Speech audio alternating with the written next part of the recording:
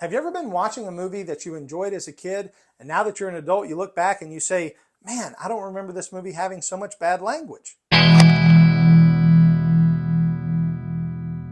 Hello Internet, it's Keith, and today I want to talk about movies. Specifically, movies I loved as a kid.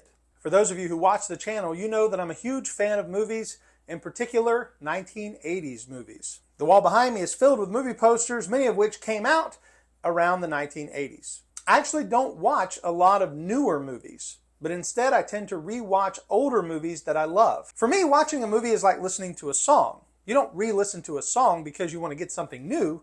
You re-listen to it because you enjoy it.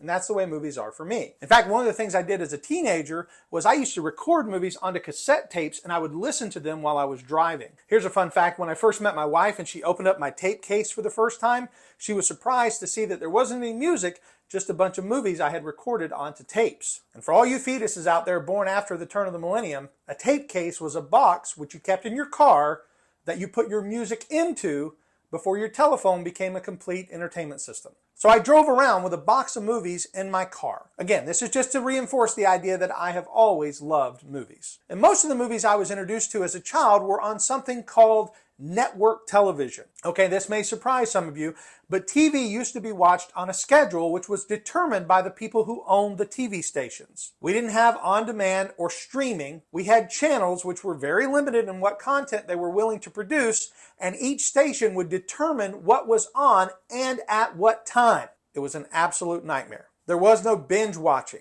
Unless, of course, you had basic cable. Then the only time you could binge watch anything was if some station like TBS ran an all-day Law and Order marathon. But one of the positive things about watching movies on network television was something called censoring. When I was a kid, the rules governing what could be seen on network television were fairly rigid. Therefore, if I watched a movie like Ghostbusters, which I love, it wouldn't include Bill Murray calling Gozer a prehistoric B-word. His expletive was censored. Editors would either change the word or they would add a sound. For instance, it's very possible that if you were a kid in the 80s, that you may have thought John McClane's catchphrase in Die Hard was, "Hippie by day, Ricky Martin." Full disclosure, I stole that joke from crack.com. I want to give them the credit. I thought it was worthy of repeating.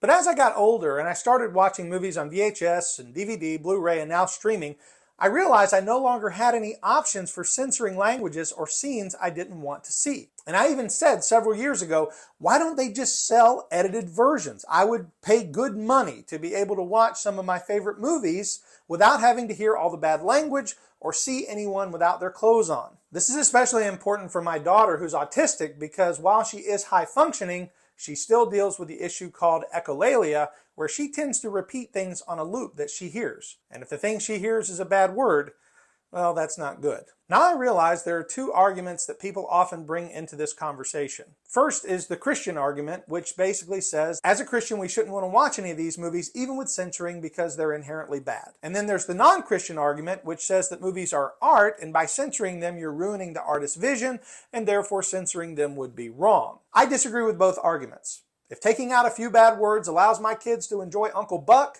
then I'm all for it. You may disagree, and if so, feel free to light me up in the comments. In fact, since we're talking about comments, if you like my content, please take a moment to subscribe, leave a comment, and if you liked this video specifically, please hit the thumbs up button. And if you don't like this video, please feel free to hit the thumbs down button twice. Some of you may be saying, well, what about VidAngel? VidAngel is a streaming service that offers the ability to tailor a movie to your own preferences regarding language and content. And I do use the service, it works well, but it has some limitations.